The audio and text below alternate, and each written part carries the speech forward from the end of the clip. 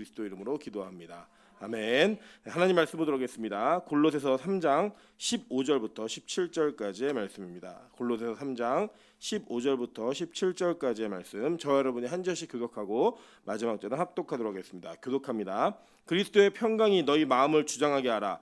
너희는 평강을 위하여 한 몸으로 부르심을 받았나니 너희는 또한 감사하는 자가 되라. 그리스도의 말씀이 너희 속에 풍성히 거하여 모든 지혜로 피차 가르치며 권면하고 시와 찬송과 신령한 노래를 부르며 감사하는 마음으로 하나님을 찬양하고 합독합니다. 또 무엇을 하든지 말에나 이래나 다 주 예수의 이름으로 하고 그를 힘입어 하나님 아버지께 감사하라. 아멘. 네, 제가 이게 들려오는 후문을 들으니까요, 굉장히 기분 좋은 소식을 한 가지 들었습니다. 무슨 소식 들었냐면 우리 권사님들이 모이셔서 이런 얘기 하셨대요.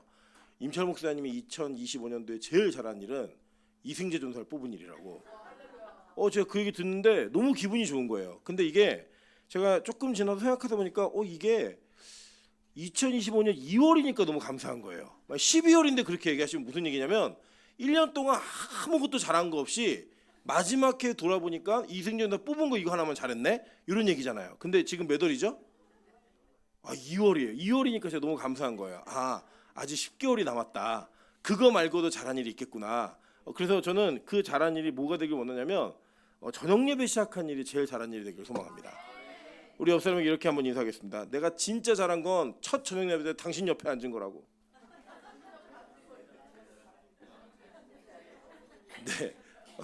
우리가 무언가 이렇게 일을 할 때 처음에 개시할 때 엄청 중요하거든요. 내 옆에 누가 앉았나, 내가 첫 번째로 뭘 할 때 누구와 함께 했는가에 대한 이 기억이 우리의 평생의 기억을 좌우합니다.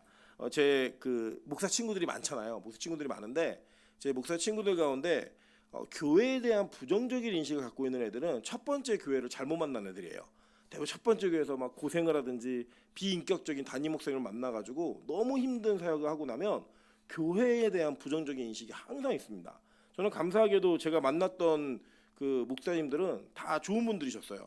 물론 그분들은 부교육자에 대한 인식이 별로 안 좋아요. 저를 만나갖고 안 좋으신데 저는 되게 좋았어요. 어쨌든 그래서 저는 항상 교회에 대한 마음이 좀 긍정적이에요. 그리고 교회에 소망이 있다고 생각하고 교회가 어떠한 어려움과 힘든 일이 있다 할지라도 교회는 반드시 하나님이 지키시고 세우신다는 확신이 있습니다. 제가 오늘도 어떤 확신이 있냐면 사실은 저는 오늘 저녁에는 몇 분 안 되는 분이 예배드릴 줄 알았거든요. 그래서 점점 늘려가면 되겠다라고 했는데 이게 큰일 났어요.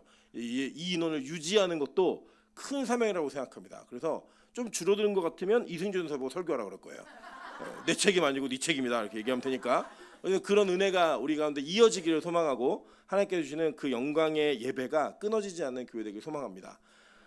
오늘 이제 골로새 말씀과 함께 나누기 위해서 제가 여러 가지 일들을 좀 나누면서 왜 이 예배를 시작하게 되었는지, 그리고 또 우리에게 하나님께서 이 예배를 맡기시는지에 대한 사명들을 다시 한번 이야기하고, 또 우리 교회가 도대체 이 한국교회에서 어떤 역할을 해야 되는가라고 하는 좀 큰 비전과 큰 눈을 가지고 이 사건과 이 하나님의 일하심을 좀 바라보는 귀한 시간들을 나누도록 하겠습니다.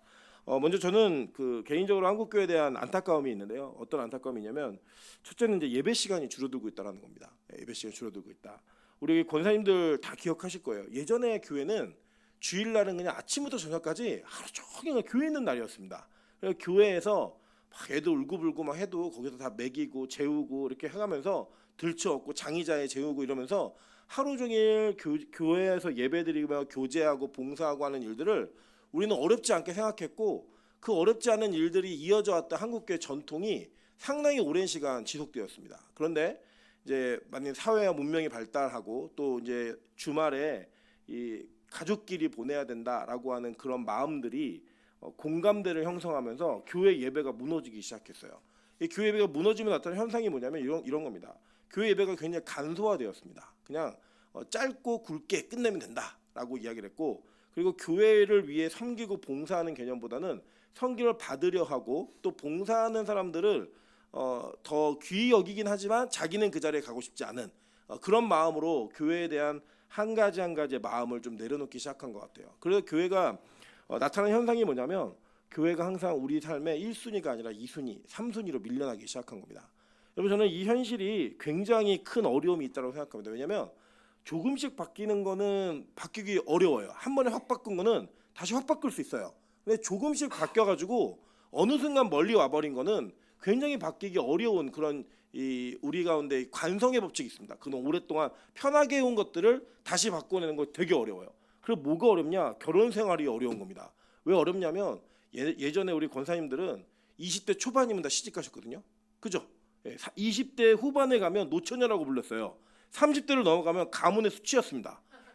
그런 시대가 있어서 20대 초반에 자기의 인생을 20년 정도를 살고 다른 사람과 결혼을 해서 가정을 꾸렸고 그 가정을 꾸리는 가운데 자기 인생을 바꿔가는 일들을 그때부터 한 거예요. 그러니까 여기 대부분 권사님들이 지금 60대다 70대다 이렇게 되시면 자기 남편이나 아내하고 합을 얼마나 맞춰온 거냐면 거의 50년 가까이 40년 가까이 이렇게 합을 맞춰오신 거예요. 그러니까 자기 인생을 혼자 살았던 시간보다 그 자기 함께 산 시간이 훨씬 많은 거죠. 그런데 요새는 이게 바뀌었습니다. 저만 해도 저는 39에 결혼했거든요. 주님이 은혜를 주셔가지고 오랫동안 혼자 있게 하셨어요. 혼자 있다가 39에 결혼했는데 제가 제일 처음에 힘들었던 게 뭐냐면 저는 이렇게 총각 때부터 이렇게 침대를 큰 걸 썼어요. 잘 굴러다니고 막 이래가지고. 그런데 누가 옆에 있다라는 것 자체가 너무 불편한 거예요. 그러니까 좋아서 결혼했는데도 불구하고 저기 자다가 누가 탁 만져도 되게 깜짝 놀랐어요. 뭐야? 그리고 깜짝 일어나니까 맞다, 나 결혼했지. 그리고 누워서 잤던 경험이 몇 번이 있습니다. 그러니까 이제 39년 동안 오랫동안 이렇게 혼자 살다가 누군가를 만나서 다시 살려는 그런 움직임을 갖다 보니까 어려운 거예요. 그래서 진짜 3개월 동안 거의 전쟁 같은 시간을 보냈습니다. 뭐 양말은 왜 이렇게 하냐? 코 골지 마라. 제가 골고 싶어서 곱니까? 코 골지 않으면 막 골지 말아라. 골라면 딴방 가서 자라고 막 쪽방 가서 막 자고 서재가 자고 막 이랬던 기억이 막 있어요. 이게 뭐냐면 오랫동안 혼자 살았던 사람은 누군가와 합을 맞추기 너무 힘든 거예요. 그래서 사실 여기 뭐 저기 우리 교회도 좀 몇 분 계시잖아요. 오랫동안 혼자 계신 분들이 이분들 안 가는 게 한 남자 살리는 겁니다. 지금 가서 내 맘대로 고치려고 하면 진짜 힘든 거예요. 물론 이제 가지 말라는 얘기는 아니에요. 가서 고칠 수 있는 남자를 만나면 너무 좋은 거죠. 그런데 우리 인생에 어떠한 교회가 이 흐름을 따라서 쭉 온 시간이 사실 너무 길어졌어요. 그래서 그냥 괜찮아. 다른 교회도 이렇게 하니까 그렇게 왔던 모든 흔적들이 이제는 저녁 예배 드리는 교회를 이상한 교회라고 얘기합니다. 제가 장담하건대 우리 이승재 전사님이 이제 주변에 있는 친구들한테 얘기할 거예요. 우리 주일날 저녁 예배 드려. 그럼 미쳤어 이렇게 얘기할 거예요. 그 교회 목사님 왜 그래? 이상한 사람 아니야? 뭐 이렇게 얘기해요. 제가 그 월요일 날도 저희 같이 예배드린다고 얘기했더니 제 주변에 있는 목사님들이 노동 착취래요. 어떻게 부교육자를 그렇게 힘들게 만드냐? 성도들을 학대하느냐? 뭐 이런 얘기를 막 합니다. 여러분 제일 힘든 사람이 누구? 예배 드리면 제일 힘든 사람이 누구예요? 감사합니다. 알아주셔서. 그런데 저는 사실 솔직히 말하면 힘들진 않고요. 너무 기분이 좋아요. 왜 기분이 좋냐면 교회가 교회다워지는 게 너무 기분이 좋아요. 때때로는요 우리는 무언가 어려운 상황과 힘든 상황이 있다 할지라도 설사 내가 이렇게 해도 바뀌지 않을 거야 라고 하는 분명한 흐름이 있다 하더라도 이 길을 가야만 하는 사명이 우리에게 주어질 때도 있다라고 하는 것입니다. 그런 의미에서 이 골로새서는 우리에게 좀 깊은 의미를 전달합니다. 사실 이 골로새는 여러분 이제 그 터키 관광을 가시면 꼭 가보시는 데가 있어요. 까무깔레라고 혹시 아세요?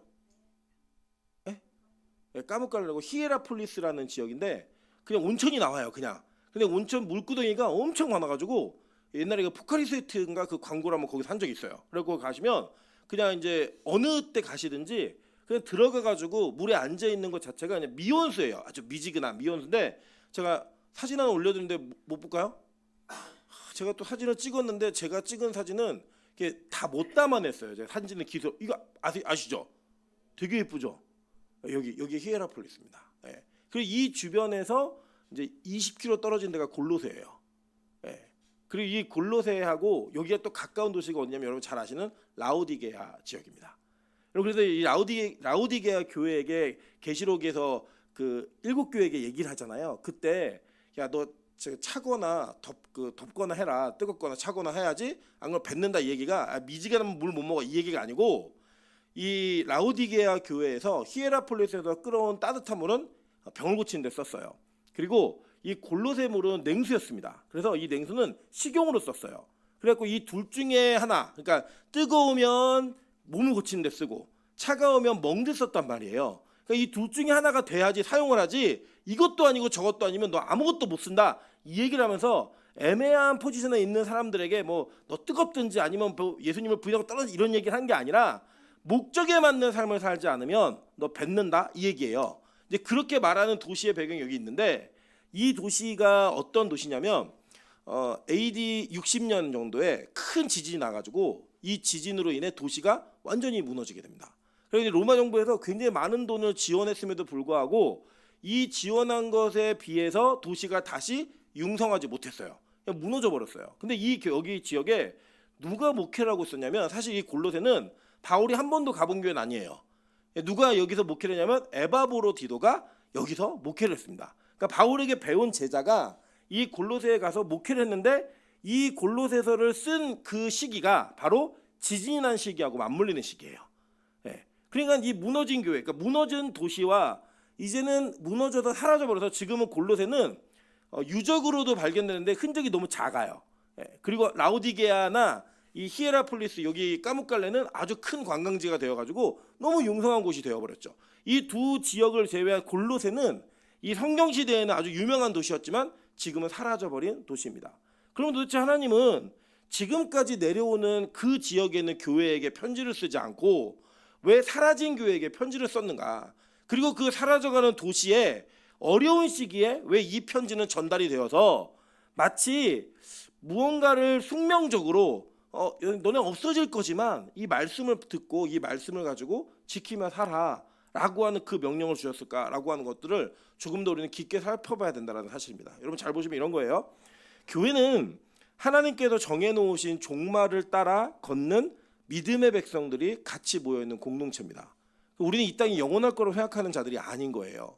우리가 영원할 거라고 생각하는 건 하나님의 나라이고, 그 나라 속에 우리가 이 길을 걸어가면서 때때로는 이렇게 가면 망하겠구나라는 걸 필연적으로 느껴진다 하더라도 하나님이 이 길을 가라고 하면 그 길을 갈 수밖에 없는 그러한 사명과 숙명이 모든 그리스도인들에게 있는 거예요.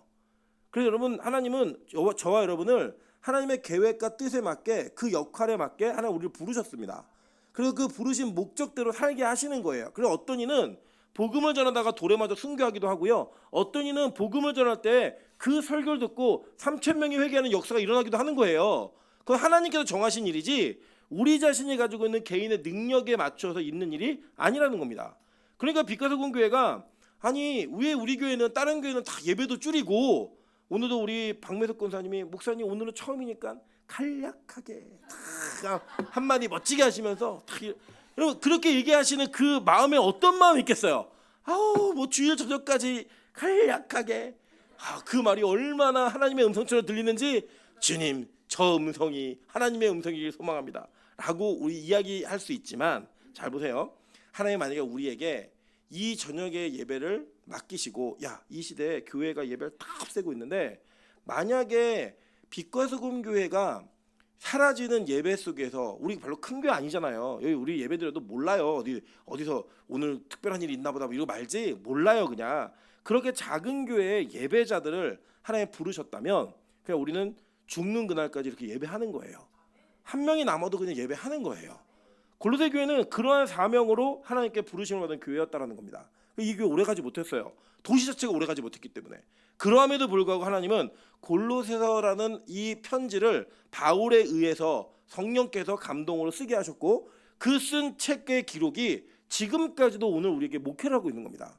그러니까 유형으로 보이는 골로새 교회는 사라졌지만 지금도 여기는 골로새 교회인 거예요. 이 메시지를 듣고 은혜를 받는다면 그 자체가 골로새 교회가 여전히 유효하다는 것을 성경은 이야기하고 있는 것입니다. 성경의 교회는 어떤 걸 말하냐면 시대와 역사와 공간과 모든 것들을 넘어서서 그냥 역사 속에 있는 모든 교회가 다 한 교회인 거예요. 그리스도 안에서. 그거를 믿는다면 지금 이 교회는 모습은 사라졌지만 여전히 유효한 교회이고, 만약에 빛과 소금 교회가 이 저녁 예배를 드리다가 부흥하지 못하고 없어질 수도 있어요. 그런데 하나님 나라에는 이 교회가 드린 그 예배를 얼마나 귀하게 여기실지 우리는 아무도 모르는 거예요. 그래서 그냥 저와 여러분이 이 길을 가는 겁니다. 이 세상에서 우리를 알아주지 않아도, 우리가 하나님께서 우리에게 이 세상의 조명을 받지 못하게 할지라도 우리는 그냥 이 길을 가는 게 사명이라면 그냥 묵묵히 걸어가는 거, 그게 바로 우리가 가진 꿈인 거라는 거예요. 저는 우리 빛과 소금교회가 이런 꿈을 소유하기를 주님의 이름으로 축원합니다. 저는 골로새 교회가 구체적으로 어떤 교회였냐? 이 교회 보시면 제가 몇 가지 성경 구절 읽어드릴게요. 자, 1장 7절 한번 보도록 하겠습니다. 1장 7절 다 같이 한번 읽어보실게요. 자, 시작. 이와 같이 우리와 함께 종된 사랑하는 에바브라에게 너희가 배웠나니 그는 너희를 위한 그리스도의 신실한 일꾼이요. 자, 여기 보니까 누가 이 교회를 세웠어요? 에바브라가 이 교회를 세웠다는 거예요. 여러분, 저는 이 저녁 예배를 시작하면서 저녁 예배 중간에 우리가 소그룹 모임 3부가 있어요.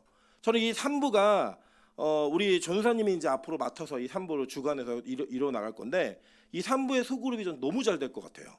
맛소금 소그룹. 저 이름 듣고 깜짝 놀랐어요. 빗소금에서 맛소금으로. 멋지잖아요, 그죠? 이 맛을 내는 소금 있잖아요. 맛소금이 일반 소금보다 훨씬 맛있습니다.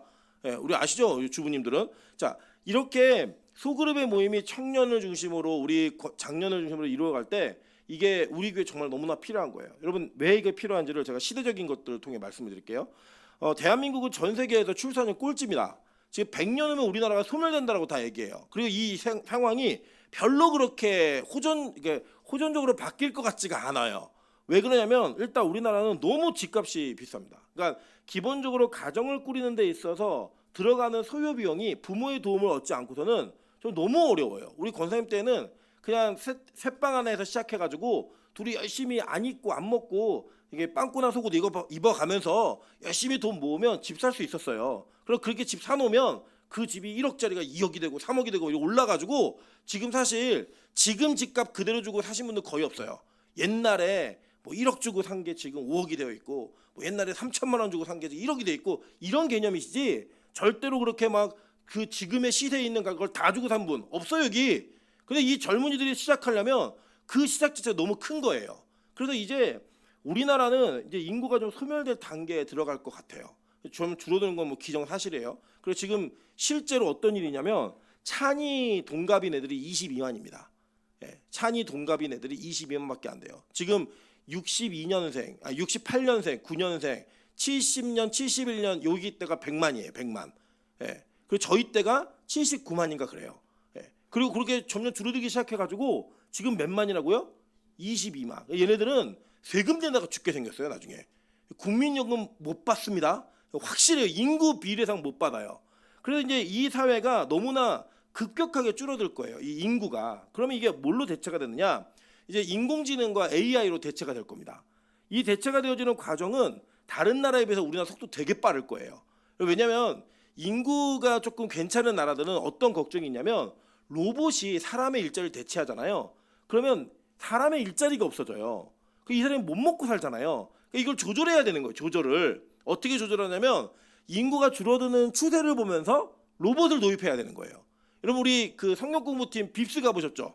그때 국수 누가 말아줘요? 국수를 로봇이 말아주는 시대가 됐고요. 앞으로 5년 안에 가정에서 로봇이 서빙을 하는 그런 일들이 벌어질 거라고 로봇 학자를 다 예측합니다. 여러분, 그래서 이번에 보면 뭐 딥시크 뭐 이런 내용 막 뉴스에 막 나오잖아요. 이 딥시크보다 더 저렴한 걸 LG가 원래 개발해 놨어요. 1년 전에. 근데 그걸 우리가 몰랐어요. LG는 하도 홍보를 안 해가지고 몰라요. 근데 이런 인공지능이 로봇과 딱 결합이 되면 우리 주부들 진짜 편해질 거예요. 인류 역사 속에서 가전제품은 가장 빠른 여성들의 도움이 되는 일들로 발달해 왔습니다. 그래서 세탁기, 냉장고, 전기밥솥 이런 거 위주로 가전제품이 발달해 온 건 뭐냐? 여성을 자극해야, 여성에게 충동 구매를 일으켜야 기업이 살 수 있어요. 이 전략이 누구의 전략이었죠? 마귀의 전략이었잖아요. 뱀이 누굴 유혹해요?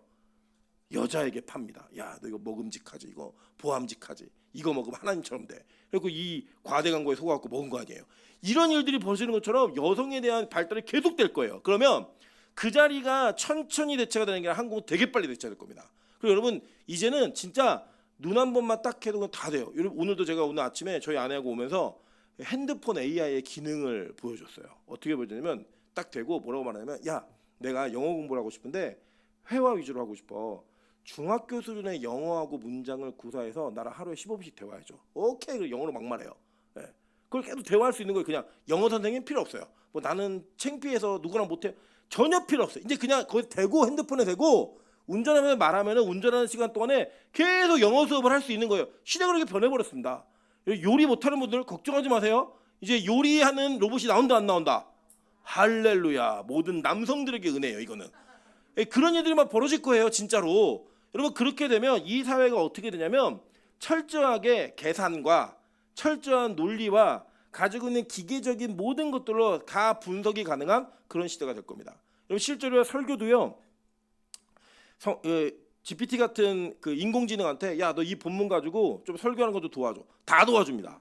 다 도와줘요. 그런 사회 속에서 이제 오는 거 뭐냐면 인간 세계의 절연이에요. 그러니까 예전에는 100명을 알아야 행복했던 인생이 이제는 10명만 알아도 그냥 내가 누릴 거 다 누리고 사는 거예요. 어쩌면 나 혼자 다른 사람 만나지 않아도 그냥 앉아서 모든 일들을 다 처리할 수 있습니다. 제가 이번에도 놀랬던 건 저희 아내가 이제 음악을 하잖아요. 근데 AI 중에 음악을 작곡하는 AI가 있어요. 그래서 야 내가 비틀즈 같은 노래를 만들고 싶은데 한번 만들어봐. 10곡을 만들어줘요. 노래 겁나 좋아요. 네. 깜짝 놀랄 정도 좋습니다. 이 시대는 그렇게 바뀌어갈 거예요. 그럼 우리의 뭐가 이제 메마르기 시작하냐면 누군가 사람을 만나고 싶고 진짜 사람하고 대화하고 싶고 기계적이지 않은 정서적인 공감을 이룰 수 있는 관계가 점점점 줄어들 수밖에 없는 거예요. 이거에 대한 대안은 저는 교회 외에는 없다고 생각합니다. 여러분 교회 외에는 절대로 이런 걸 이룰 수가 없는 게 뭐냐. 이 세상에 모임과 공동체는 정말 많은데 그 공동체는 각자 유익이 있어요. 지금도 많이 바뀌었고 어떻게 하냐면 몇 시에 런닝 하실 분 모이세요. 12시부터 1시까지 뜁니다. 그럼 딱 모여서 대화 안 해요. 그냥 딱 복장 입고 와갖고 시작 그럼 뛰어요. 그냥 끝하면 안녕히 가십시오로 끝나요. 그냥 자기 목적만을 위해서 사람을 이용하고 관계를 맺어가는 일들이 막 벌어지는 거예요. 근데 저는 우리 빛가서 공개가 저녁 예배 드리면서 이 중간에 있는 소그룹 시간이 정말로 끈적끈적한 시간이 되길 소망합니다.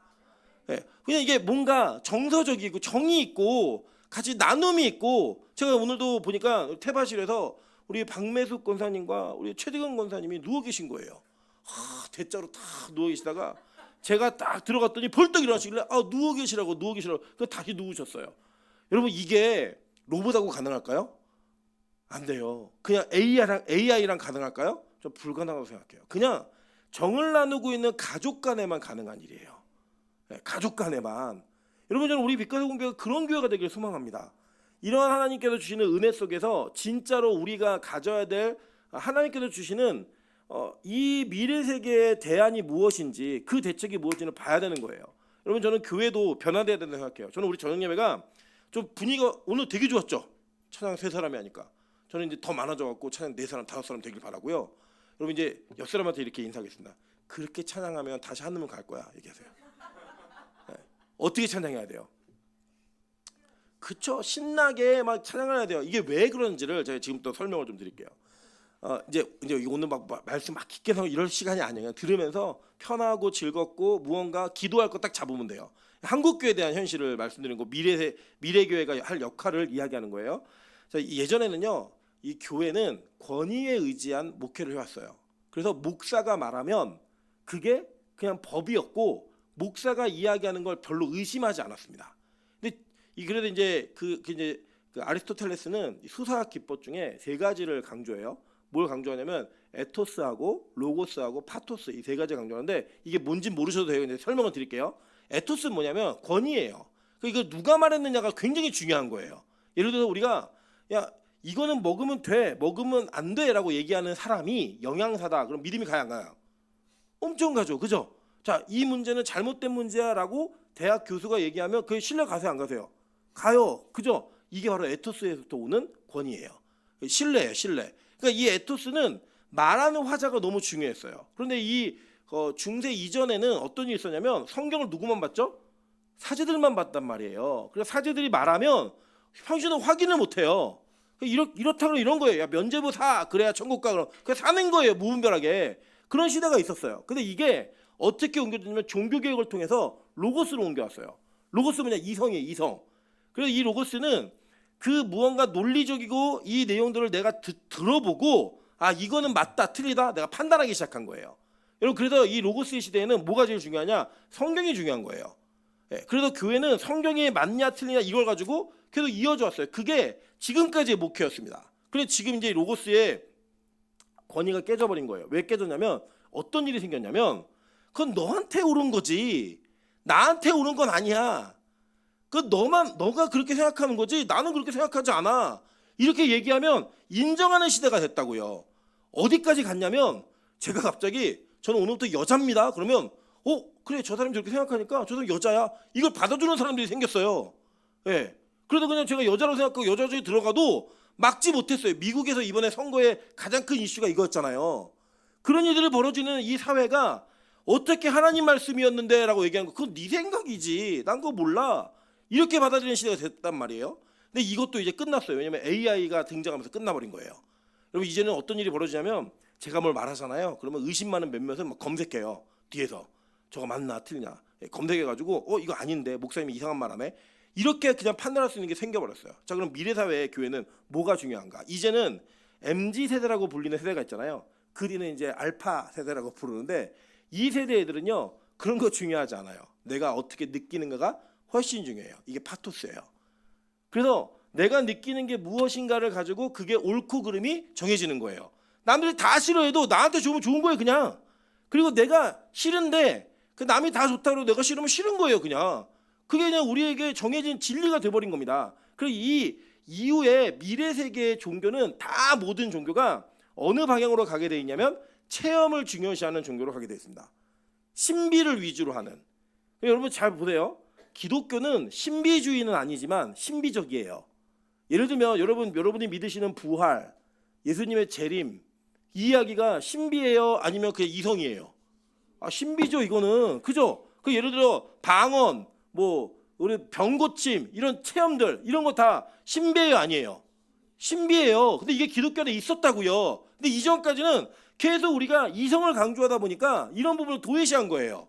그러니까 어떤 일이 벌어졌냐면 젊은 세대가 교회를 안 찾는 거예요. 젊은 세대에게 교회가 배려하지 않는 거예요. 그러면 우리 교회의 요소 속에 이런 파토스에 대한 강점이 어디서 드러나야 되냐? 저는 우리 교회는 찬양이라고 본 거예요. 그래서 제가 저녁 예배를 찬양 예배로 가져가는 거예요. 저는 이 찬양이 여러분이 그냥 예배 전에 조그마한 이 시간이라고 여겨지지 않기를 바랍니다. 이 찬양의 순간에 여러분이 하나님을 만끽하고 느낄 수 있는 만큼 느끼세요. 우리 교회는 그래도 돼요. 왜 이게 되냐면 이게 말씀이 없는 교회는 신비주의로 가요. 자꾸 뭘 느끼고 그랬구만. 제가 이제 선교단체도 안 좋아하는데 그 선교단체도 몇몇 중에 이런 신비적인 요소만 강조하는 선교단체가 있어요. 우리 교회는 그 출신이 있는지 모르겠어요. YN 같은 애들 되게 잘해요. 막 해놓고 오늘 하나님의 음성을 듣겠습니다. 그리고 다 조용히 있어요. 들은 사람이 먼저 얘기해요. 저는 지금 하나님께서 저는 이혼하고 결혼하라고 말씀하셨습니다. 그럼 이러면서 이어지고 막 그래요. 그게 이제 그 체험이라고 보는 거예요. 그건 잘못된 거라고요. 이거는 저는 그걸 지지하진 않아요. 근데 교회는 말씀이라고 하는 로고스가 교회 전반을 통치하고 있으면 그 안에서 하나님께서 주시는 실제적인 그 파토스를 느끼는 건 너무나 전 자유하다고 생각해요. 여러분 빛가서 공개는 그게 가능해요. 왜냐? 우리 교회는 강단 자체가 성경 즉 로고스를 강조하는 강단이에요. 그래서 그 말씀에서 일어난 일이 우리 안에 일어나는 건 너무나 당연한 거라고요. 그리고 그거는 잘못된 게 아니라 그 말씀이 지금도 현실적으로 일어나고 있는 거예요. 제가 하나 말씀드린 게 있잖아요. 그럼 지금 이 시대에 마귀가 있어요 없어요? 있죠. 왜 있어요? 예수님 시대도 있었으니까. 마귀가 아직 종말에 안 갔잖아요. 그럼 우리 지금 이 시대에 마귀가 있어요 없어요? 있다고요. 그런데 예전에는 예수님과 제자들이 마귀와 싸웠죠. 근데 지금 교회는 싸워요 안 싸워요?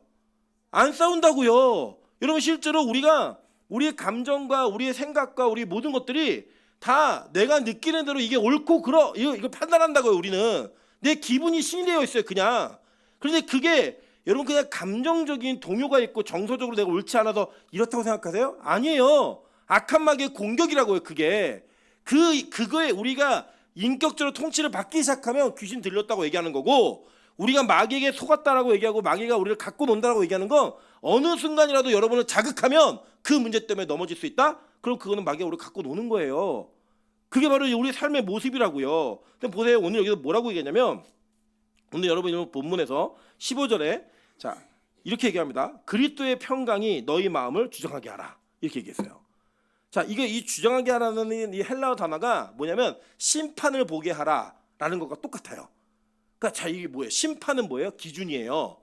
우리 야구나 축구 경기를 보시면 특히 심판의 권위를 때때로는 오심이라고 할지라도 그 권위를 인정해줘요. 왜냐? 그걸 인정해주지 않으면 그 다음에 내려가는 모든 기준들이 다 무너져 버려요. 그래서 야구 같은 경우는 막 심판한테 너무 강하게 항의하면 퇴장 그럼 나가야 돼요. 그리고 축구 보셨죠? 축구 보면은 막 이거 하잖아요. 옐로 카드 주고 레드 카드 주고 하는데 지금 뭐 이게 VR이 도입돼 갖고 VAR이 도입돼 갖고 다시 보기해 가지고 번복하기도 하지만 심판의 권위를 인정해 주는 건 뭐냐면 그 기준이 되는 거예요. 기준이. 근데 우리는 지금 뭐가 기준이라고요? 내 감정, 내 생각, 내 판단, 내 느끼는 게 기준이라고요. 근데 성경 우리에게 뭐라고 말하냐면 야 그리스도의 평강이 너희 마음에 심판이 되게 해 라고 얘기했어요. 그러니까 여러분 시대가 어려워도 우리가 뭐만 있으면 그리스도의 평강이 있으면 괜찮은 거예요. 그냥 그 평강이 기준이 되는 거예요. 세상은 경쟁하고 예배를 줄이고 시간을 단축하고 그냥 간단하게 예배를 드리고 이러면서 가는데 우리는 어떻게 드려야 된다? 그리스도의 평강이 우리 마음에 심판이 되게 해야 되는 거예요. 그 때때로 이런 게 있죠. 내가 공부를 하는 건 괴로운 일이에요. 그죠? 내일 시험인데 공부하는 거는 힘들다 안 힘들다? 힘들죠. 근데 이 공부를 하는 그 과정 속에 있는 건 힘든데 힘든 과정을 공부하면서 마음에 느끼는 거 뭐냐면 평안함이에요. 그죠? 내일 시험인데 내가 시험 범위까지 공부를 다 끝냈네? 그럼 평안하다 안 평안하다? 평안해요. 근데 그거는 이 과정은 어려워요 안 어려워요? 엄청 어렵죠. 그 어려운 과정을 하면서 평안을 느끼는 애들은 누구냐면 전교 1등인 애들인 거예요. 그죠? 이거는 무슨 평안이냐? 올바른 걸음을 걸으면서 얻는 평안이에요. 반면에 맨날 꼴찌하는 애들 있잖아요. 얘네들 평안할까요 안 평안할까요? 에? 평안해요. 여러분 경험이 없어서 그런데 몇몇 있어요 우리 교회에. 물어보세요. 학창 시절에 맨 뒤에서 놀던 애들 있거든요. 얘네 평안해요. 왜냐? 얘네는 시험이 뭔지 몰라요. 시험이면 시험이야? 집에 일찍 가는 날이네? 이거지? 뭐 가서 뭐 몇 점을 맞아서 빵점을 맞으면 창피하고 이런 거 없어요. 그냥 야 시험 기간에 뭐하고 놀까? 이거지? 야, 2교시하고 끝나. 행복해요. 얘네들은 시험이 일찍 끝나는 게 괴로운 애들이에요. 얘네들은. 근데 얘네는 뭐냐? 잘못된 평안함이 있는 거예요. 내 감정이 심판이니까. 나는 어차피 꼴찌니까 나는 괜찮아. 제가 여러분 근데 요새는 이제 그 시대가 바뀌어갖고 우리 어른들 자꾸 공부하라 하지 마세요. 이제는 애들이 좋은 거 자기 하고 싶은 거 하고 살아도 다 살 수 있는 시대예요. 진짜로 대학이 망하지 않는다는 전제가 있으면 우리 수아나 찬수 시대에는 8등급이 건국대학교 가요. 건국대학교 제가 비하하는 게 아니에요. 그 정원이랑 애들 숫자가 그렇게밖에 안 맞아요. 그래갖고 8등급을 받아도 건국대 인서울을 한다고요. 지금 건국대 가면 그래 공부 좀 했네 이렇게 얘기하는데 그때는 건국대 가면 야 너 공부 하나도 안 했지 이렇게 얘기해야 돼요. 나중에는 이제 뭐만 남냐 뭐 스카이데이 요 세 군데만 피 터지게 경쟁하고 나머지는 그냥 원서능은 가고 돈 있으면 가요. 지금 어디 가냐 대학원이 그러거든요. 대학원들이 돈만 내면 다 가요. 그런 시대가 돼버릴 거예요. 그리고 우리 교회를 보세요. 제가 보면요 우리 청년들 중에 미영 집사가 공부 제일 안 했어요. 근데 미영 집사 돈 제일 많이 벌어요. 네. 공부로 돈 버는 시대가 아니에요. 저희 아내도 저희 처남하고 같이인데 저희 처남 공부 진짜 안 했거든요. 근데 저희 처남이 저희 아내보다 몇 배는 더 많이 벌어요. 네. 저희 아내는 가만끈만 길지 열심히 다녔는데 별로 돈 많이 못 벌어요. 네. 그리고 이게 시대도 이제 바뀌어가지고 그런 기준도 무너졌어요. 근데 중요한 건 뭐냐면 어떤 이는 공부를 하면서 마음의 평안을 느끼고 어떤 이는 공부를 안 하는데도 평안을 느껴요. 근데 이 공부하면서 느끼는 평안은 어떤 평안이냐면 우리가 교육받는 과정 속에 올바른 평안함이에요. 과정은 괴롭지만 반면에 공부를 안 하면서 느끼는 평안함은 자기 감정이 자기에게 심판받은 거예요. 그냥 나는 그것도 꼴찌니까 괜찮아. 나 어차피 뭐 천국 안 갈 거니까 예배 안 드려도 무슨 상관이 있어. 예배 안 드려도 평안한 분들이 계시다니까요. 천국 가고 싶으면 예배를 안 드리는 게 평안하다 안 평안하다? 되게 괴롭죠. 예. 우리 이번에 우리 최재근 권사님이 그 처음으로 해외여행을 갔다 오요. 동유럽까지. 어디 갔다 오셨어요? 헝가리는 없고요. 헝가리는 어딘지 모르겠지만 갔다 오셨어요. 갔다 오시는데 우리 권사님이 주일 하루를 스킵하고 가셨거든요. 제가 평안히 갔다 오시라 그랬어요. 평안히. 평생에 처음 가시는 여행이니까 평안히 갔다 오세요. 우리 권사님이 들어오시면서 그 주일날 빼먹은 것 때문인지 오랫동안 교회로 비운 것 때문인지 그렇게 막 갔다 온 걸 막 뽐내면서 오시는 게 아니라 너무 그 미안한 마음으로 들어오시는 거 제가 느꼈어요 개인적으로. 그리고 오늘 기도를 맡으셨는데 기도 오랜만에 하는데 그런 소리 하지 말라고. 나 지난달에도 기도했다고 막 이러면서 굉장히 뭐 화를 벌컥벌컥 내셨는데, 우리가 우리의 감정이 하나님이 주신 그리스도의 평안함의 심판이 되면 내가 지금 하는 행동과 결정과 판단이 옳은 건지 옳지 않은 건지 하나님이 우리 스스로 알게 하세요. 그게 무서워요. 두렵고 힘들어요. 반면에 내 감정이 신이 되어서 내 감정이 심판을 보고 있으면 나가 편하면 돼요. 그냥 내가 유리하면 되고 내가 편하면 되고 나만 행복하면 돼요. 이기적인 마음으로 우리는 그것들을 결정해야 된다는 거예요. 근데 오늘 성경은 뭐라고 말하냐면, 야, 너희들 그리스도의 평강이 너희 마음을 주장하게 얘기하는 거예요. 왜요? 지금 이 골로새는 망해가고 있거든요. 지진이 나가지고 도시가 완전히 폐허가 됐어요. 그 잿더미 같은 상황 속에서 예배를 드리고 교회를 권면하는 바울이, 야, 너희들 상황을 보고 마음의 평안을 느끼지 말고 너희들 그리스도의 평강이 너희 마음을 주장하게 하라 라고 얘기하는 거예요. 그게 뭐라고 얘기하냐면, 너희의 평강을 위하여 한 몸으로 부르심을 받았나니 너희는 또한 감사하는 자가 되라 라고 얘기한 거예요. 여러분, 이게 얼마나 속상한 얘기예요. 여러분, 예를 들어 우리 최재형 권사님 집에 불이 났어요. 그래서 제가, 권사님 감사하세요 얘기하면 뭐라 그러겠어요? 이놈의 목사가 미쳤나 이러면서 머리 끄도 난리가 나겠죠. 우리가 처한 상황에 축하받을 일과 우리가 위로받을 일들을 우리 스스로 결정해 놓고 있는데, 지진하고 폐허가 된 도시에다가 바울이 뭐라고 편지했으면 니네 감사라는 거예요. 이게 지진이 난 이유인지 아니면 지진이 난 상황인지 우린 잘 몰라요. 그 전인지. 그렇지만 어쨌든 그들에게 권면하는 내용은 뭐냐면, 너희들의 상황에 상관없이 감사해라. 이걸 얘기하는 거예요. 여러분, 그래서 우리 주일 저녁 예배 드리는 게 몇몇 분들이 힘들 수도 있어요.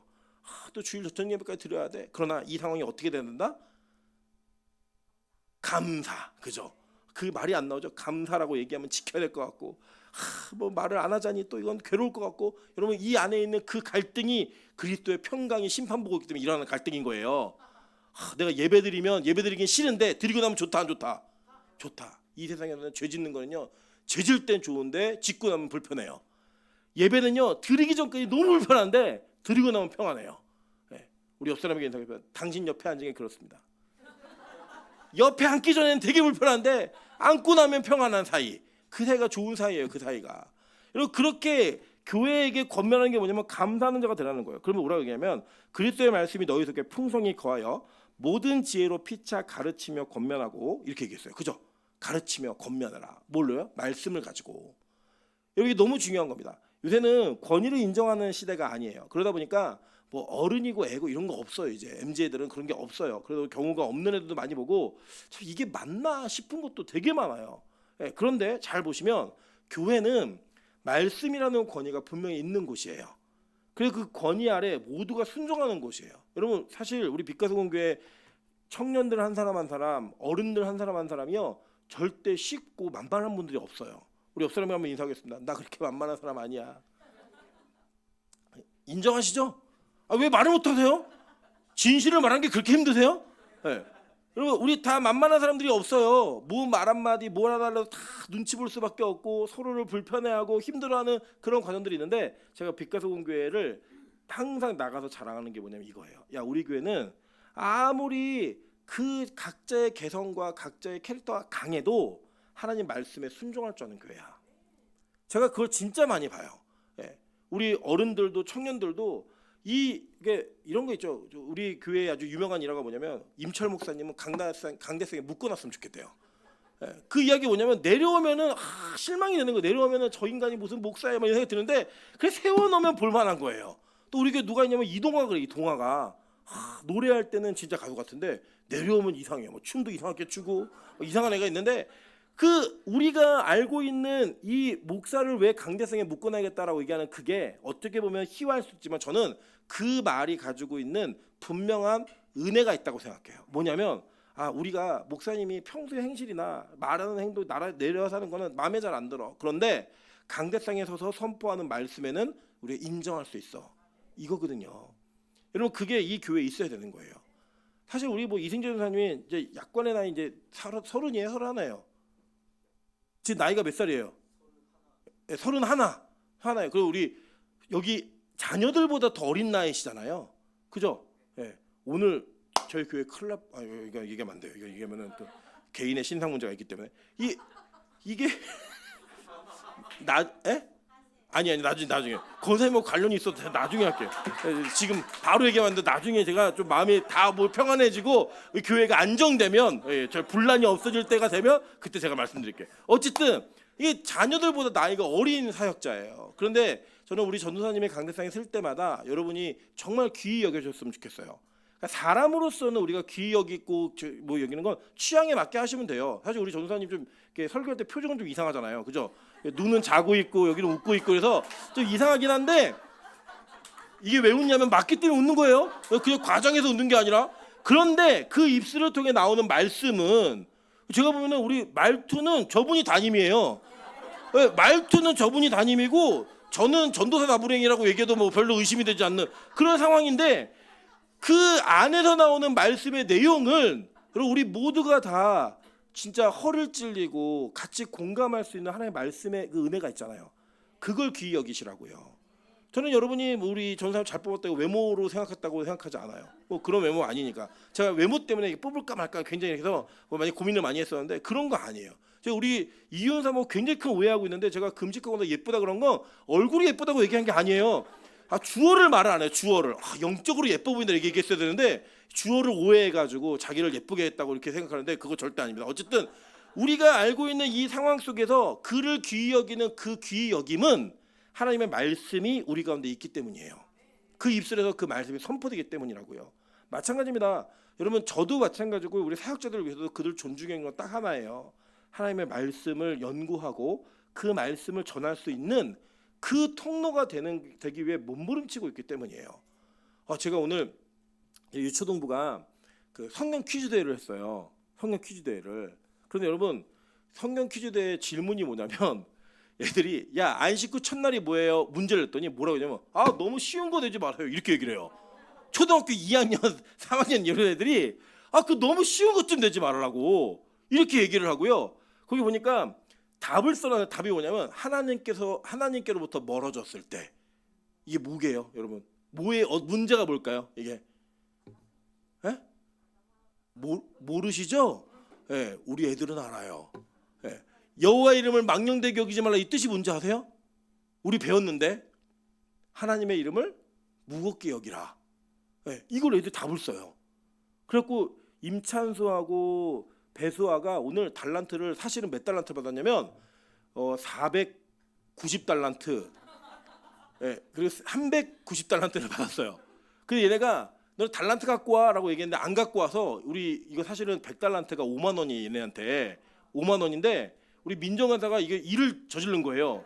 지금 찬수는 거의 달란트 갑부입니다. 거의 뭐 1000달란트 육박한 달란트 갖고 있는데 그래 얘네 너네 안 갖고 왔지? 100달란트 빼! 마이너스 100에서 시작했어요. 얘네가 둘 다.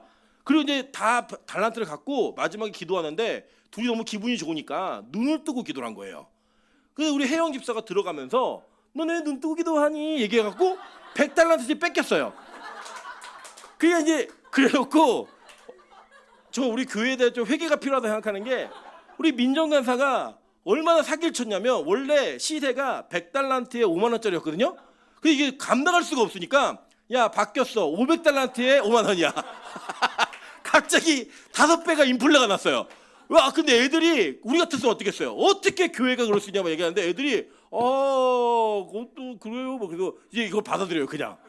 순진해가지고 지금 없으니까 얘기해 주는 거예요. 있었으면 큰일 날 뻔했어요. 그리고 얘네 이걸 얘기해 주는데 그거를 배우고 있는 아이들의 답을 쓴 수준이요 어마어마합니다 진짜.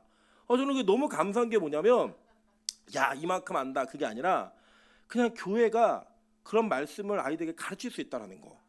지금 애들 비유 맞추기가 바쁜 교회가 태반이고 그 아이들을 어떻게 세워야 될지 고민하는 그 과정 속에 말씀의 진리를 가르칠 수 있다는 거. 그리고 그게 얼마나 큰 은혜인 줄 아세요?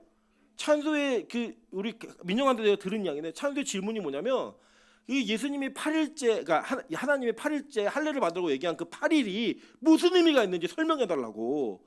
그 설명을 몇 번씩 들으면서 오늘 이번 주는 이해 갔다가 다음 주에 또 물어보고 이렇게 하면서 그 의미를 알아가더라는 거예요. 여러분 저는 그 얘기 들으면서 내 자식이 뭐 있다 이게 아니라 우리 교회 주일학교가 그걸 가르칠 수 있다는 게 너무 큰 감격이었던 거예요. 여러분 저는 우리 빛가서 공개 설교가 어려운 거 알아요. 저도 쉽게 하고 싶어요. 그래서 제가 어렵게 하려고 어렵게 하는 게 아니라 정말 쉽게 하려고 쉽게 하는 거예요. 근데 어려워요. 왜 어렵냐면 한국 교회 말씀을 듣는 수준이 그거밖에 안 돼 있기 때문이에요. 여러분 여기 골로새서 이 2장에 20절부터 23절을 보면 이렇게 얘기합니다. 너희가 세상의 초등학문에서 그리스도와 함께 죽었거든 어찌하여 세상에 사는 것 같이 규례에 순종하느냐.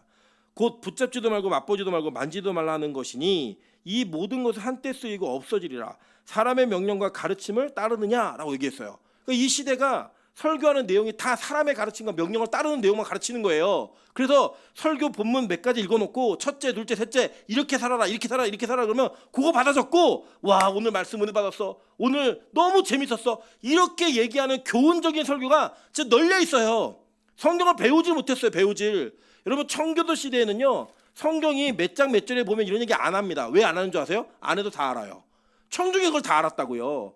그러니까 청중의 수준이 설교자의 수준을 만들어냈던 거예요. 지금 청중의 수준이 얼마나 낮냐면 여러분 윤리적 도덕적으로 부모에게 잘하세요, 자녀들 사랑하세요, 가정이 화목해야 됩니다. 이런 설교하는 교회가 부흥하고 있어요. 이런 설교하는 교회들이 상식적인 교회라고 여김을 받는다고요.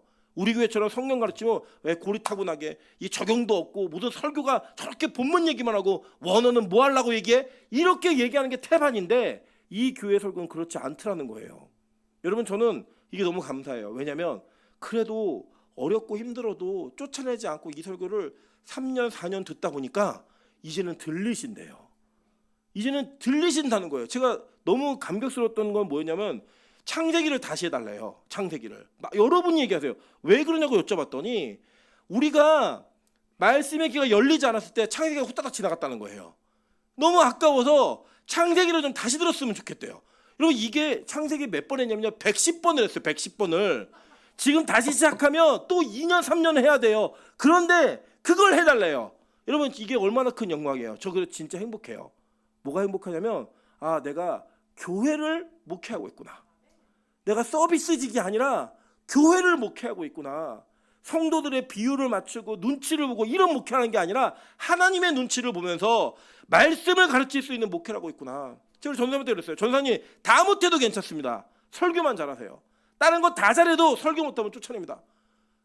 제가 진짜 특이한 사람 우리 민하연 전사예요. 여러분 보통은요 사람이 작년 설교를 잘하면 어린이 설교도 잘하고 어린이 설교를 잘하면 작년 설교 잘해요. 근데 저분은 작년 설교할 때랑 어린이 설교가 다른 사람이에요. 다른 사람이에요. 그냥 얘는 어디서 왔는지 모르겠고 이 사람 너무 은혜가 돼요. 제가 몇 번을 속았냐면 우리 주일학교 교사들이 주일 예배 드릴 때마다 눈물이 나 터진다는 거예요. 너무 감격이 있고 그래갖고 그래? 저는 사실 우리 제자로는 제가 오래 있었지만 직접 설교하는 거 한 번도 못 들어봤잖아요. 제가 이전까지. 그래서 그래 설교했더니 죽을 썼어요. 긴장했겠지. 그 다음에는 야채죽, 그 다음에는 떡죽, 그 다음에 뭐 이제 비린죽 막 다 쓰요. 태운죽 막 다 쓰는 거예요. 그런데 세대 통한 예배만 드리면 그냥 은혜가 되는 거예요. 제가 얘기했어요. 제가 문자로 뭐라 그러냐? 내가 알고 있는 어린이 설교 중에 네가 최고야. 제가 진짜 그랬어요. 이거 얼마나 큰 은혜예요. 다른 사람이라니까요. 다른 분이 오세요. 다른 분이 뭐가 들리는지 막 다른 분이 오시는 거예요. 진짜 이게 얼마나 큰 은혜. 우리 교회가 그런 교회라는 게 어린 아이들과 함께 예배 드리면서 그 아이들의 눈에서도 우리 어른들의 눈에서 눈물이 터지고 기도가 되어지고 이번에도 우리 월마다 이제 아이를 위해 기도하는 시간이 있잖아요. 수화가 기도 시간이에요. 금요철에 때 우리 민정관사가 그 얘기하는데 제 옆에서 그 민정관사가 얘기하는 기도 제목들을 보면서 많이 울었어요. 많이 울었고 이제 그 수화에게만 적용되는 게 아니라 나이 순서들이 사랑이 뭐 찬수 하랑이 다 이렇게 내려갈 거예요. 가면서 우리가 하나하나를 품고 기도할 수 있다는 게 이게 얼마나 큰 영광이에요. 대형교회 이런 거 못합니다. 대형교회는요 여러분 저기 유치원 때 기도 신청해 놓으면 대학생 때 받을 수도 있어요. 다 돌아가다가. 근데 우리 교회는 그게 돌아가면서 1년에 몇 번의 기도를 받을 수 있는 은혜가 있잖아요. 여러분 저는 이 교회가 진짜 교회라고 생각하는 거예요. 이게 진짜 교회라고 생각하는 거예요. 계속 볼까요? 우리 아까 읽었던 본문 뒤에 보면은 자 보세요. 그러면서 뭐라고 얘기하면 시와 찬송과 신령한 노래를 부르며라고 얘기했어요. 그죠? 저는 그래서 이 포인트가 우리에게 있다고 생각하는 거예요. 왜 하나님이 빛과 소금 교회에게 이 저녁 예배를 열게 하셨을까? 왜 이게 도대체 이유가 뭐야? 이게 계속 그 의문이 드는 거예요. 힘들어 죽겠네. 매일 안 그래도 매일 예배 드리는 교회인데 제가 저희 아내가 오면서 아니 부교육자가 오면 설교가 좀 줄 줄 알았더니 설교가 또 늘었대요. 여러분 제가 정신병자죠. 생각해 보면 제가 너무 제가 혼자 하면 계속 지치니까 뭔가 텀을 좀 갖기 위해서 부교육자를 모시고 저 같이 목회를 동역하는 건데 또 예배가 하나 또 늘어버렸어요. 제 설교랑 또 똑같아진 거예요. 제 분량이 있는 거예요. 분량이. 하나 도대체 이유가 뭡니까? 큰 교회들 많잖아요. 우리 교회보다 더 사람도 많고 환경도 좋고 할 수 있는 교회 많은데 왜 도대체 나예요? 왜 도대체 나냐고요? 왜 우리 교회냐고요? 이 질문이 저에게 너무나 많았을 때 제가 이 골로새서 말씀이 저에게 쑥 들어온 거예요. 야, 이거 해야지.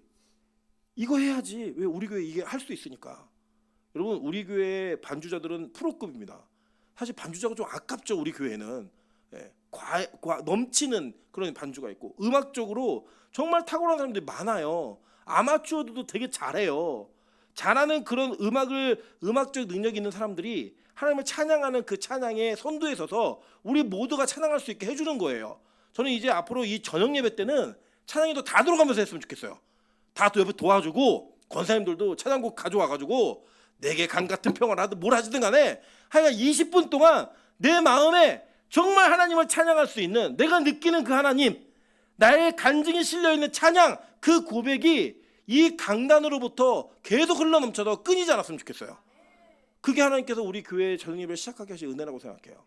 초기에는 우리 찬양 예배가 세워지기 전까지는 우리 찬양팀이 아마 할 거예요. 근데 어느 정도 궤도에 올라왔다 딱 생각이 들면 다음 주는 우리 승순이 권사님이 콘티를 짜오시는 거예요. 옆에 도와주고 같이. 그 다음 주는 우리 박명희 권사님입니다. 박명희 권사님이 콘티 짜오시는 거예요. 하는 거예요.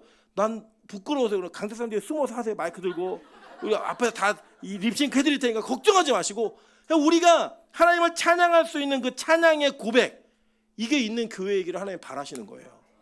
저는요 우리 빛가소금 교회가 작은 교회지만 정말로 작은 교회지만 저는 조그만 교회라고 생각하잖아요. 무슨 차이가 있냐? 영향력이 작은 교회라고 생각하지 않는 거예요. 하나님 나라에 의미가 있는 교회라고 생각하는 거예요. 그럼 제가 재밌는 얘기 알려드리면 제가 이 목사님들 만나는 그룹이 좀 있거든요. 개척교회 목사님들, 청빙받은 목사님 이렇게 만나는 그룹이 있는데 가가지고 우리 교회 자랑 진짜 많이 했어요. 저녁 예배 드리니까 성도들이 교회에서 예배를 드리더라. 너무 좋다. 막 다 얘기했더니 지금 여러분이 아시는 이덕분 목사님의 교회가 지난달부터 저녁 예배를 드리기 시작했어요. 네. 저기 우리 다산 성암교회 우리 가보셨죠 어른들. 그 교회도 저녁 예배를 드리기 시작했어요. 그리고 어떤 한 교회가 이사를 가는데 우리도 이사 가면 저녁 예배 드리겠다 얘기하기 시작했어요. 그리고 옆 사람한테 이렇게 얘기했습니다. 우리만 저녁 예배 드리는 거 아니야. 제가 얼마나 억울했으면 왜 그런 거 있잖아요. 먹었는데 맛이 없어요. 맛있어? 뭐라고 얘기해야 돼요? 진짜 맛있어. 너도 먹어봐. 예. 또 예를 뭐 이렇게 똥 마신 카레를 먹었는데 먹고 살면 맛있어. 야 되게 맛있어. 먹어봐. 이게 하잖아요. 제가 그런 마음이었어요. 니들도 당해봐라. 매일 저녁 예배가 얼마나 힘든지 아냐. 그럼 막 당해보러 진짜 좋다고 진짜 그랬더니 몇 교회가 걸려들었어요. 예. 그런데 뭐라고 얘기했냐면 야 진짜 좋더라. 사람들이 예배를 드리기 시작하더라. 나도 말씀을 더 잘 준비하게 되더라. 이런 얘기들이 지금 나가고 있는 거예요. 저는 우리 교회는 절대 작은 교회라고 생각하지 않아요. 하나님께서 이 교회를 붙들고 가신다 그러면 이 교회를 통해 일하실 일이 저를 얼마나 많이 너무 기대가 되는 거예요. 우리 옆 사람에게 인사하겠습니다. 진짜 기대가 됩니다. 보세요. 그 뒤에 보면 감사하는 마음으로 하나님을 찬양하고 또 무엇을 하든지 말에나 일에나 다 주 예수의 이름으로 하고 그를 힘입어 하나님 아버지께 감사하라. 이게 바울이 골로새 교회에게 쓴 편지에 들어있는 내용이에요. 저는 바울이 지금 골로새 교회에게 쓴 편지가 하나님이 우리에게 쓴 편지라고 생각합니다.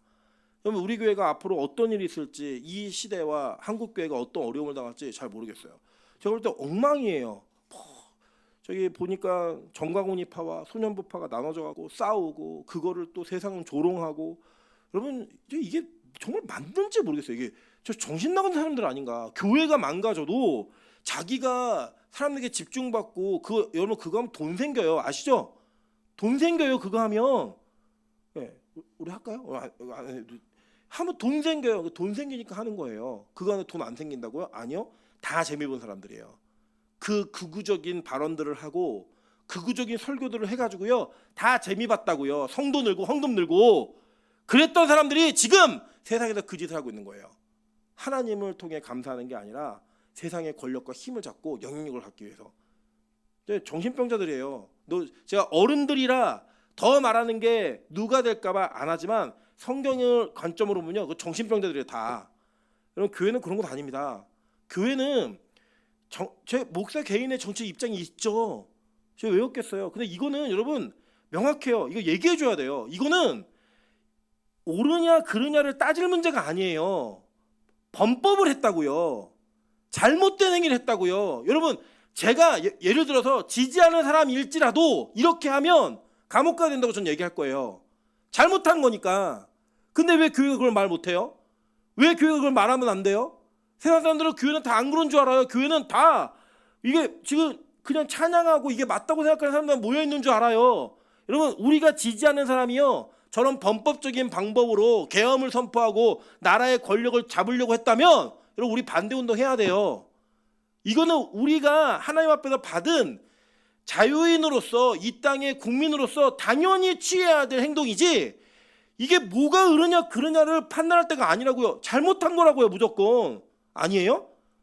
제가 틀려요? 아니잖아요. 근데 왜 이 얘기를 하면 왜 공산당이에요? 왜 이렇게 말하면 왜 좌빨이고 왜 세상에 현혹돼 가지고 세속과 타협한 교회라고 얘기를 해요? 아니라고요.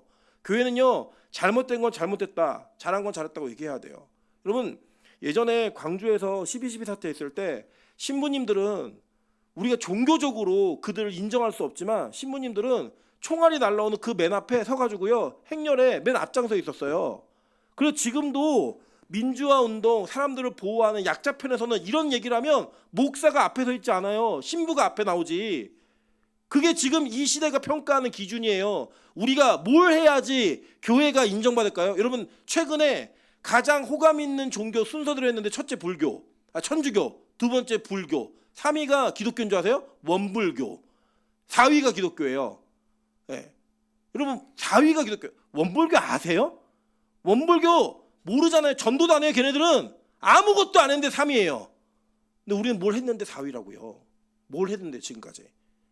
광화문에 나가서 뭐 태극기 들고 휘두르고, 막 정치 지도에 기도하는 게 욕하고, 그런 행위를 했던 그 모습이 4위라고요. 비호감. 비호감 종교가 돼버렸어요 이제. 여러분 그게 교회가 할 일이 아니잖아요. 교회는요 진짜로 하나님을 찬양하는 사람들이 모이는 거예요. 설사 여기에 태극기 부대가 있다 할지라도 여기서는 그거 말하면 안 돼요. 하나님 찬양해야 돼요. 우리 교회 모 집사님이 저한테 이렇게 얘기하셨어요. 목사님 우리 교회도 광화문 나가야 됩니다. 안 나가면 저 교회 옮기겠습니다. 옮기시라고 그랬어요. 제가 빛과 소금교회는 그런 교회 아니에요. 우리 교회는 하나님 예배하는 교회예요. 하나님이 예배하는 교회이고, 우리가 어떤 어려운 상황에서 올바른 판단을 하고 그게 우리의 신앙으로 지켜야 되는 가치라면 총 맞아도 해야죠. 그죠? 군화에 짓밟혀도 가야죠. 그게 우리가 갈 길이에요. 네. 세상의 권력에 빌붙는 게 아니라 기독교 그런 종교가 돼버렸다고요. 어디 그런 종교가 있어요? 기독교의 성경에. 우리는 하나님 찬양하고 예배하는 종교예요. 그걸 가지고 모든 것들을 감사로 판단하고 감사로 환원할 수 있는 그 눈을 가져서 우리 안에 그리스도의 평강이 심판보게 하는, 그게 기독교라고요. 저희 빛과 소금교회가 그런 교회 되길 소망합니다. 이 저녁 예배가 여러분에게 그렇게 우리의 삶을 하나님께 드리고 찬양하는 그 통로를 여는 출발이 되기를 소망합니다. 우리 옆 사람에게 인사하겠습니다. 다음 주에 또 옵시다. 네. 자, 앞뒤로도 인사하겠습니다. 다음 주에 안 나오면 저녁 사. 저희 지금 저녁이 굉장히 어렵습니다. 저녁 먹는 게 힘든 상황인데 저녁 사야 돼요. 여러분 진짜 우리가 이 예배를 지켜가셔야 돼요. 그냥 사명이라고 생각하고 지키세요. 아니 도대체 이유가 왜 우리한테만 이래? 여러분 우리를 하나님께서 예배자로 선택하셨으니까, 우리를 저녁 예배자로 선택하셨기 때문이에요. 이렇게 예배하는 교회를 통하여 진짜 여러분의 삶이 뒤바뀌어지고 진짜 교회다움이 다시 세워질 수 있는 한국교회의 조그만 교회 모델이 될 수 있는 우리 빛과 소금 교회 되기를 주님의 이름으로 축원합니다. 여러분 그렇게 찬양하는 마음으로 예배하길 소망합니다. 다 같이 일어나겠습니다. 일어나서 우리 주를 찾는 모든 자들이, 이 찬양 우리 애들도 다 하거든요.